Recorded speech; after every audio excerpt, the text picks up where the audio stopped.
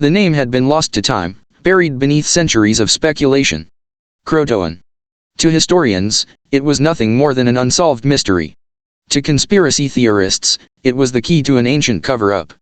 But to those who truly understood, those who still whispered the old stories in the dark, it was neither.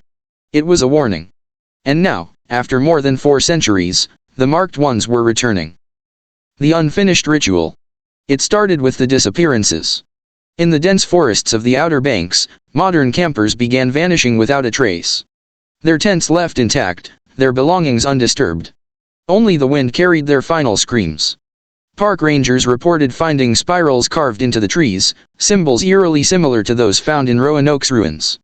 The carvings seemed fresh, untouched by time, their deep grooves seeping with something dark, not sap, not blood, but something else entirely. And then there were the sightings. Locals spoke of figures moving through the mist, their silhouettes barely human, too tall, too thin, their eyes glowing like embers in the night. Some swore they saw a woman in white, carrying a child. But when they followed her, she would always vanish, leaving only a whisper in the air. They are coming back. The first mark appears. On October 31, 2023, a child was born in the town of Manteo, North Carolina. A healthy baby girl. Silent. Watching. Her mother, a historian obsessed with the Roanoke Mystery, named her Virginia. At first, everything seemed normal. But then, just as before, the mark appeared. A spiraling symbol, faint at first, then growing darker with each passing night. Doctors were baffled. There was no medical explanation. No genetic link. No reason for it to exist. Except there was. The town's elders, those who had lived on the land for generations, knew exactly what it meant. It's happening again.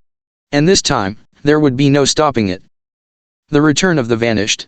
As Virginia Dare's modern namesake grew, strange things began happening around her. Electronics failed in her presence. Lights flickered. Shadows moved without anything to cast them. The animals in the area, dogs, deer, even birds, refused to go near her. Then, on the night of her 6th birthday, she disappeared. Her mother awoke to find Virginia's bed empty, her bedroom window open despite the locked latch. There were no footprints. No signs of forced entry. Only a single word scratched into the wooden floorboards. Croatoan. They never died. That same night, a powerful storm rolled in. The winds howled like voices screaming from another world. And then, beneath the flashes of lightning, they emerged.